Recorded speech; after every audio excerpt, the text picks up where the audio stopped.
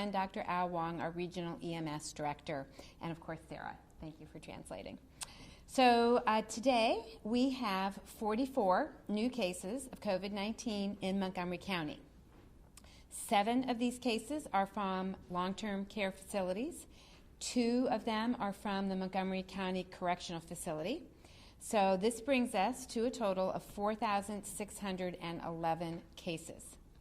These positive individuals are from 26 municipalities, none of which are reporting new cases, so this keeps us at 61 of 62 municipalities home to individuals with COVID-19. These individuals today range in age from 1-year-old to 96 years old, and as always, you can check our county map at www.montcopa.org/COVID-19 for the updated municipal maps. Today we have 19 females and 25 males. 1 is known to be hospitalized, 2 are at home in isolation, and 41 we do not have information on. Actually, that's not exactly correct. 2 of them are in the correctional facility, so really 39 we don't have information on. I am also very saddened to confirm today that 39 more Montgomery County residents have lost their lives to COVID-19. This brings us to a total of 353 confirmed positive deaths from COVID-19. Now let me clarify this number a little bit. As we have talked about, the information on deceased individuals does not necessarily come in a daily fashion. And in fact, these individuals, the 39, range in dates from April 11th to May the 4th. In fact, 16 of these deaths occurred in April. So as we've talked about, sometimes the testing is done after the person is deceased, and it can take a while to get the testing back. So I just wanted to make sure that people understood that from yesterday to today, 39 people didn't lose their lives. But over these last couple weeks, we have had those lives lost. 15 of those individuals passed away in a hospital, 23 were in a long-term care facility or their residence, and 1 we don't have information on. They ranged in age from 36 years old to 99 years old. And overall, we have had 192 females and 161 males who have lost their life to COVID-19. Our self-described racial breakdown: 12 are Asian, 2 are Asian Indian, 3 are Asian Korean, 33 African American or Black, 98 white, and 205 we do not have information on. In terms of probable deaths, and as a reminder, a probable death is someone whose death certificate has COVID-19 listed as the cause of death, but we do not have confirmation from a lab. Now, as I just illustrated, some of these individuals will eventually get confirmation with a lab test and they will move into the confirmed positive. But as of right now, we have 162 total probable deaths added to our 353 confirmed positive. We are looking at approximately 515 individuals who died or may have died from COVID-19 in Montgomery County, or I should say our Montgomery County residents. Our hospital beds continue to be fairly stable. We have still close to 400 individuals hospitalized with COVID-19 across our 9 hospitals here in the county. About 1/4 of them are requiring ICU care and are on a ventilator. So again, thanks to everyone who is doing their best to stay home and only make those essential trips. We have gone a long way here in protecting our hospitals and our first responders. Today's long-term care facility update, we remain at 90 facilities that are reporting positive cases of COVID-19 among their staff or residents. Now remember, these numbers are self-reported from the facilities. We are at 1,192 cases among residents, 501 among staff, for a total of 1,693. As a reminder, not all of these individuals are considered Montgomery County residents, but we do track these cases separately to help you understand the ongoing and serious challenges that are being faced in our long-term care facilities and other congregate care settings. So if we look at confirmed positive deaths of Montgomery County residents, 286 of our 353 confirmed positive deaths are associated with a long-term care facility. So that puts us at 81% of our total confirmed positive deaths are affiliated with a long-term care facility. We continue to do outreach. As of the end of the day yesterday, we have 8 teams, 8 field assessment and support teams known as FAST teams. These are 2 individuals form a team, and they are going out and visiting our highest priority facilities. As of the end of day yesterday, they have made 47 visits. They've visited 47 facilities. They are offering guidance on infection control policies, appropriate use of personal protective equipment, in helping to ensure that the facility has enough PPE. They are recommending testing for the virus among all of the residents and staff so that facilities can get a better handle on the situation in their particular facility. And then there's a debrief that occurs after the visits, and we are sending guidance to these facilities to help connect them to testing and any other resources that they might need. I remind you that these facilities are licensed by the Pennsylvania Department of Health. It's the PADOH that is responsible for the licensing and regulatory oversight of these facilities. We are doing this really to help out because we know that these facilities are facing some serious challenges, and we want to do everything that we can for our residents here in Montgomery County. Today's update from the correctional facility continues to be stable. All inmates, the 171 who tested positive and were asymptomatic, as of this morning remain asymptomatic and in isolation. I mentioned earlier that we had 2 new positive individuals at the correctional facility. Both of these individuals were transferred from another county's correctional facility to our facility, were tested and tested positive. Both of these individuals are in isolation. To give you an update on the overall situation at the correctional facility, since President Judge Del Ricci issued the initial March 12, 2020 order declaring a judicial emergency, the population at Montgomery County Correctional Facility has gone from 1,342 to 923 today, which is a net decrease of 419. That represents a 31% decrease in the population. Since March 12th, there have been a total of 728 discharges. The average number of daily commits is now 2 to 3 per day, compared with 28 per day before March 12th. And the total number of commits is 319. So total number of discharges is 728. Total number of commits is 319 since March the 12th. All continues to go well at our community testing sites. The Norristown Walk-Up Community Testing Site is open every day this week, Monday through Friday. We want to thank all the team at the Delaware Valley Community Health Center, Dr. Julia DeJoseph, VP and Chief Medical Director, and Scott McNeil, the President and CEO. Appointments for the Norristown Walk-Up Site, which is for Norristown residents only, will open tomorrow morning at 8:30 a.m. by calling 610-592-0680. That's 610-592-0680 for Norristown residents only. The clinic runs from 11 to 1, and they will just be doing testing. There is no treatment occurring at this site.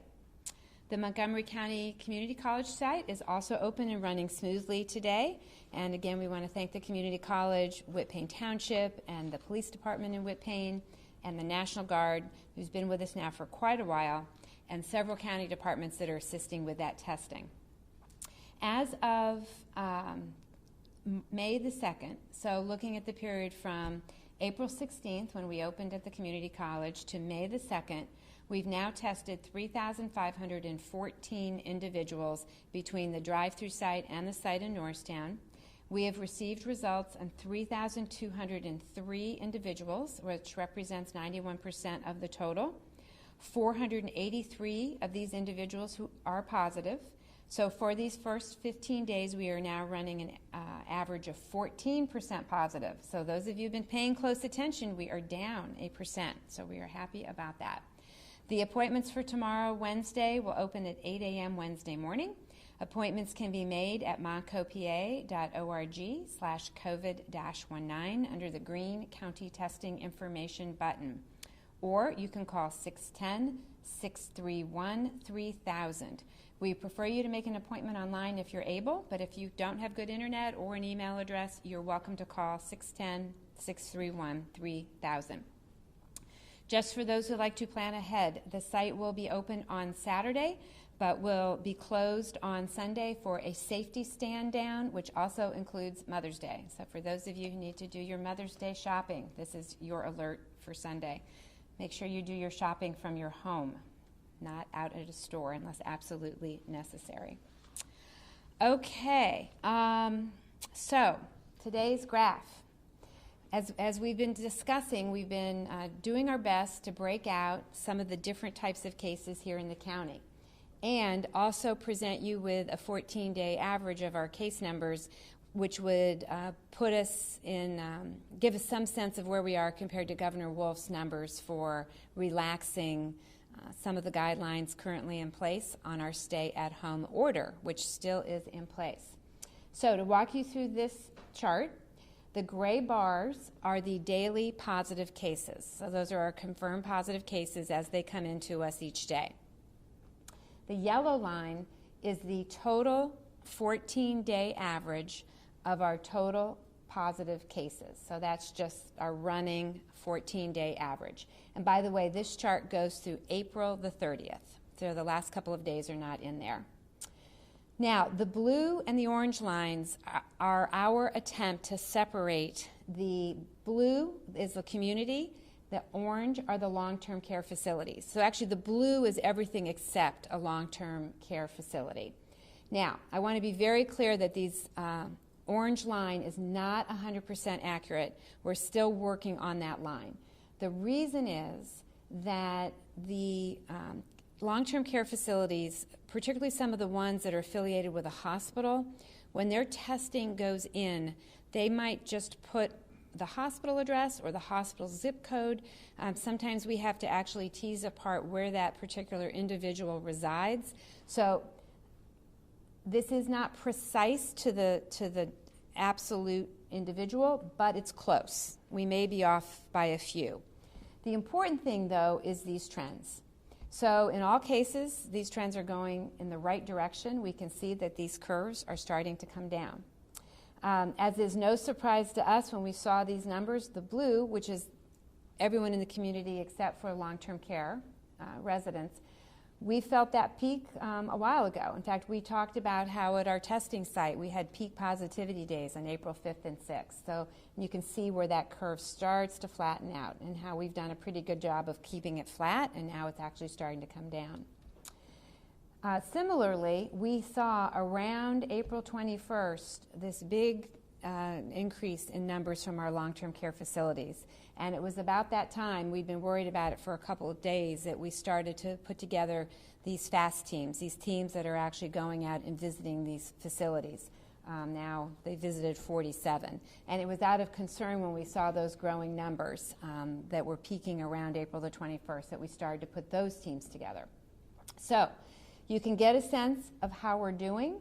And hopefully that will help answer people's questions on what's happening in the long-term care facilities separately from what's happening community-wide.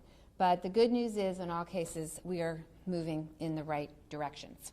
So with that, I will turn over to Commissioner Ken Lawrence.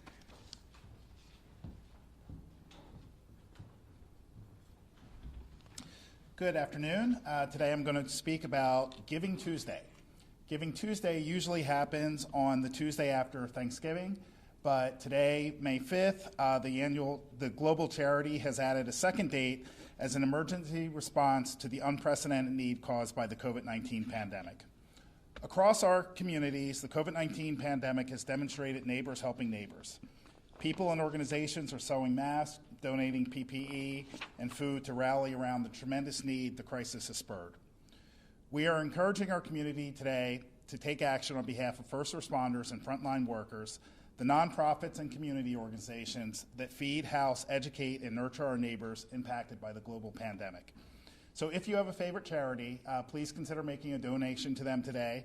Or if you don't, please consider a donation to the Montco PA COVID-19 Response Fund.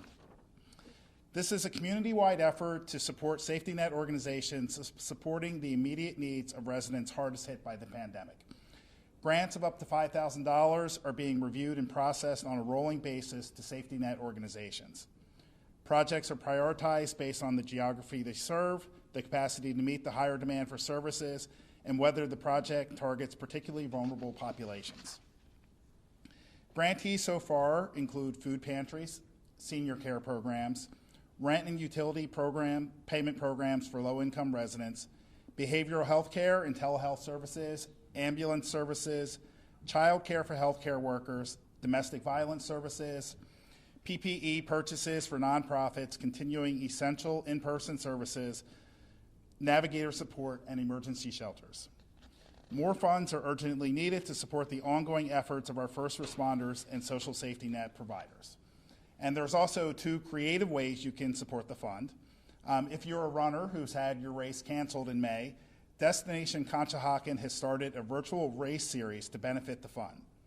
Participants have the opportunity to run the race distance of their choosing and donate that distance as miles. For example, registration for a 5K would cost $3.10, and that would go directly to the fund.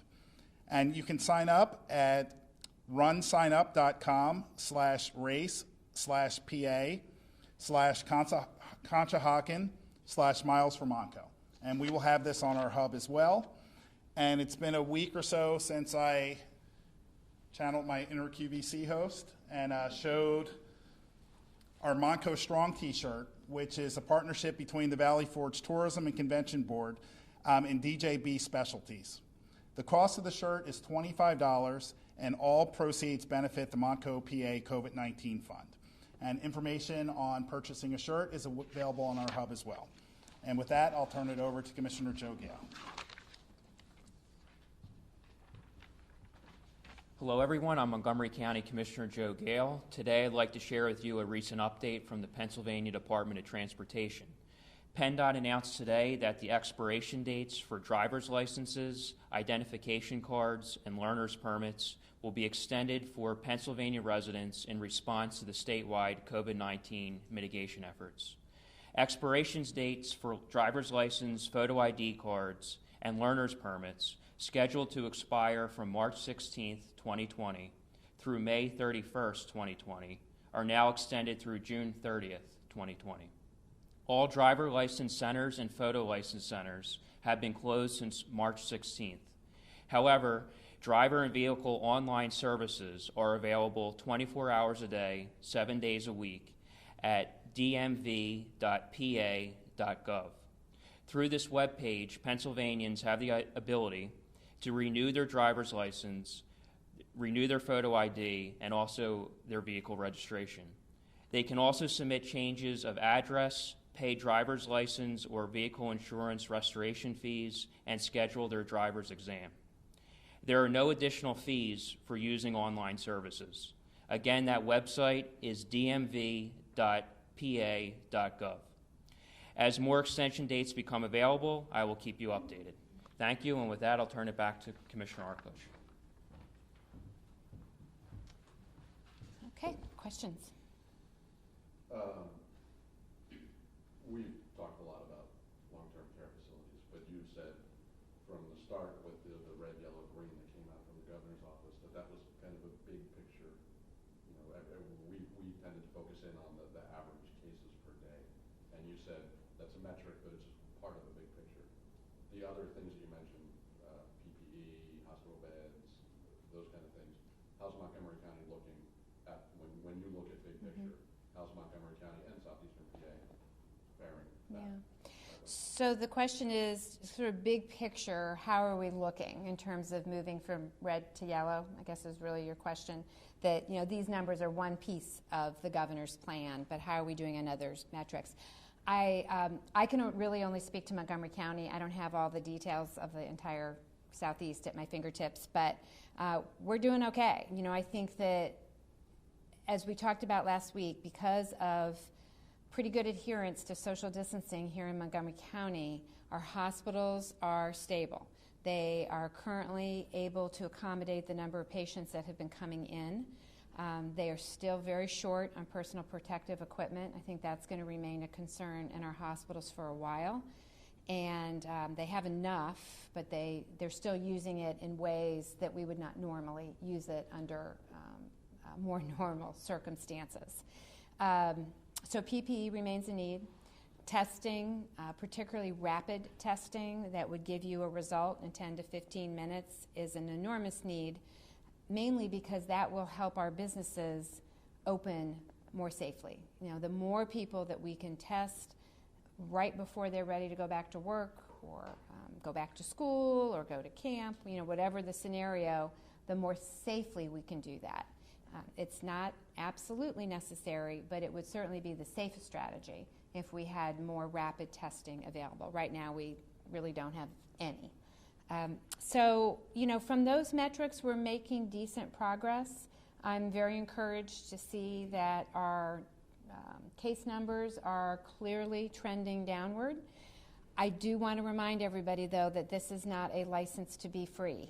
We can easily turn this around, and we've talked about how just one person who's walking around who's contagious but asymptomatic and doesn't realize they're contagious, how one person can impact literally over time, you know, over 100 people. So we just want to encourage everybody to continue to do what you're doing. We are moving in the right direction. We have, I believe, turned the corner. And this is a good time to really start thinking about what are you going to do differently when we go from red to yellow. What can you personally do to be part of the solution to make sure that you are safe when you go out into the community, that if you run a business, that it is as safe as possible. If you're an employee at a business, what can you do to help make that business safe and accessible for people? So this is the time to be making plans. And if you could explain that, turn the corner, that's very optimistic, and I know that was kind of part of the answer, but just to kind of pick that out, when you say turn the corner, how much optimism should we read into that? So the question is, I say we've turned the corner, how much optimism should we read into that? If people continue to practice social distancing and to stay home, then you can have some optimism. As you can see, you know, we are clearly starting to come down, and perhaps just as importantly, we stabilized at a level for several days, which is great, and now we're actually starting to come down. You know, I've been saying for days I want to see these numbers start to come down. We're finally starting to see them come down. And if this holds, then we're on our way down. But it's fragile. I just want to remind everybody that it's fragile and very, very easy to send these numbers going the other way. So what we have to keep in mind is we want to keep these numbers coming down so that when some of the restrictions are relaxed and we inevitably get a little surge, a little increase, which we will, that our hospitals are going to be in good enough shape to take that. They're going to have their supplies replenished, that we'll have enough testing to test everybody that needs to be tested, that our first responders are in good shape and they have the equipment that they need. So it's all woven together. But I believe that there is reason for some optimism if people keep doing what they're doing. So with that in mind then, people may hear this and say, oh, well, there's optimism. That means we should start lifting some of these restrictions now. Are we at that point yet, or is that? We are not at that point. We are still, just to give you a sense actually, so we've talked about the governor's, one of the governor's metrics is getting us down to 50 per 100,000 cases. Coincidentally, that's where that orange line is. which is where the long-term care facilities are now. That is not indicative of the whole population, obviously. But just to give you a sense, that's the point on the graph that is about 50 per 100,000 cases, where the end of that orange line is. So we've got a little ways to go here, but we're going in the right direction. So if people continue to do what they're doing, that'll get our cases down. It will continue to get our cases down. And when it's time to relax some of these restrictions, I think we'll be ready to relax them. Any concern over this nice weekend that we had and people were out everywhere that we're going to see a spike in cases in the next So the couple of days question or is, weeks? you know, it was a nice weekend and there were a lot of people out. I actually went for a long bike ride on the Schuylkill River Trail Saturday morning, and it was actually pretty good. I think maybe later in the day I heard it got a little bit more crowded, but most people had masks on, or if they weren't wearing them continuously, they were pulling them up as they were passing other people. Like, I actually was pretty encouraged. But we really have to be personally responsible. I just can't stress this enough. There are people who, because of medical issues, particularly respiratory problems, really find it difficult to wear masks. They find it almost impossible to breathe if they have a mask on. So everyone that you see that doesn't have a mask on isn't necessarily doing that out of some sort of, disbelief in how serious this is. Some of them may not really be able to wear a mask, which means the rest of us have to do our part. We have to be personally responsible and do everything that we can do to protect other people from us. Because any one of us could be that asymptomatic person who's actually positive and is walking around spreading this virus. We don't know who you are because we don't have the ability to do widespread testing. So we have to all walk around under the assumption that maybe we're positive and behave accordingly. And if everybody does that, if everybody follows the rules in the stores, take your business to the stores that are really complying. I've seen extraordinarily good measures in many of our county stores. Go to those places and follow the rules. I think we'll be okay. At some point, we are going to have to be able to live with this virus and relax these guidelines. And this is how we're going to have to do it. Every single person has to be responsible for their behavior and not screw this up for everybody else. The governor said today that when it comes to reopening the area, that no decision has been made on his level about whether or not the long-term care and nursing care facility numbers will actually factor in, because it is such a disproportionate number. We're such a big area of the state. So he was asked that a couple of times today. Have you had conversations with him about this? I mean, it appears as though you have a strong opinion on whether or not those numbers should be included as to when we reopen. Yeah. I have not actually spoken to the governor directly about this, but I feel strongly that we should not forget that these are human beings in our long-term care facilities, grandmothers and parents and aunts and uncles and brothers and sisters, and that, again, it's on all of us to do everything we can to support these long-term care facilities. They have a really, really tough job on their hands for a lot of different reasons. And remember that these individuals, some of them, will go to the hospital. People are in these facilities for many, many different reasons. And so it's not correct to think that these individuals are on an island and have no impact on our entire community. They do. And the people that work there every day go home to their families in our community every night. So I do think it's important for everyone to understand the fraction of our total cases that this group represents. It's not as much as I think a lot of people think, which is what we wanted to try to illustrate today. And it may be, part of why we're looking at this is we were curious to see if we would see different rates of decline in the numbers in long-term care facilities. I think it's a little too early to answer that question, but it's possible that we might, and it's possible that those lines could be considered separately, but I don't know that yet. I don't know that we have enough data to say that with certainty, but they certainly have to be considered. There's been a social media thread of it's the long-term care facility's fault. Do you have an opinion or thoughts on that? That these there's the answer. The question is, there was a comment that there's a social media thread that this is all the long-term care facilities' fault. I don't see that in these numbers. It's actually the orange line, which is long-term care facilities, is a much smaller fraction of our cases. The community cases are above it. It's not the other way around. So if this in no way lets the community off the hook. Everyone who's out there shopping and thinking it's fine for them to be out there shopping because this isn't their problem, this is some facility's problem, the numbers are the truth. And the numbers show that the community numbers are much bigger than the long-term care numbers. So again, this is back to everybody has to be personally responsible here. Everybody has to assume they might be the one spreading the disease and behave accordingly. That's how we get this over with. That's how we get done with this, and that's how we learn to live with this, because this is going to be with us for the foreseeable future till we have a vaccine. If we want our kids to be able to go to school this fall, we want our businesses to be open this summer, everybody has to be part of the solution.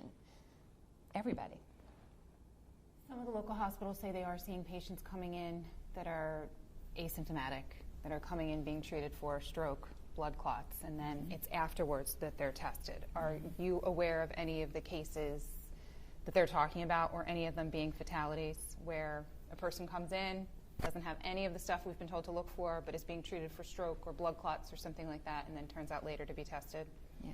So the question is, am I aware of any cases where people have come in with other symptoms like a stroke, a heart attack, a blood clot, and sometimes even passed away, and then was subsequently tested and found to be COVID positive.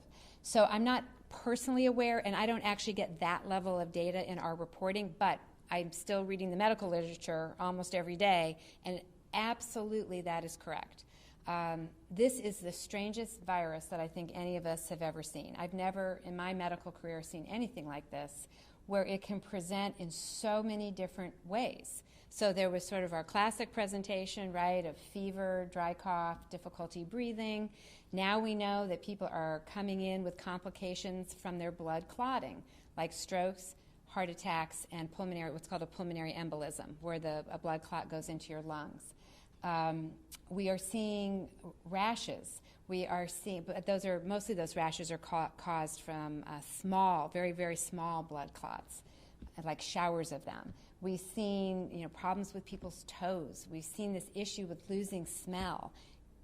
It's extraordinary how this virus can present in so many different ways.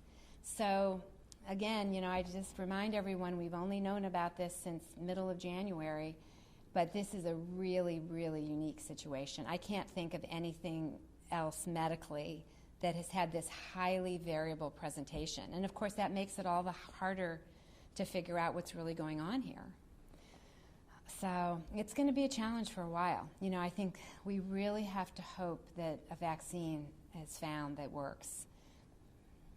This is a mighty foe.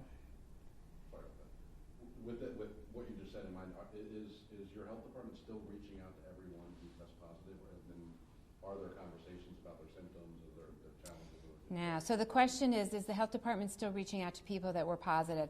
No. We stopped sort of that contact tracing, it seems like 5 lifetimes ago. I don't know how many weeks it was ago, but at least 6 maybe, something like that, weeks ago. Our hope, though, is, and we are working to build a much bigger contact tracing team, that once our numbers get down a little bit lower, that we will start that contact tracing again. That will be a critical component of opening back up, particularly in the absence of rapid testing, which I continue to hold out hope for, but I don't think we're going to have. Doing that contact tracing will be very helpful, because that's going to be our best way to say to people, you've been exposed, and depending upon what your job is, et cetera, you may need to quarantine. So that will start again at some point, but we're not quite there yet. Anything? No? Anything from outside? No? All right. We'll see you tomorrow. Thank you.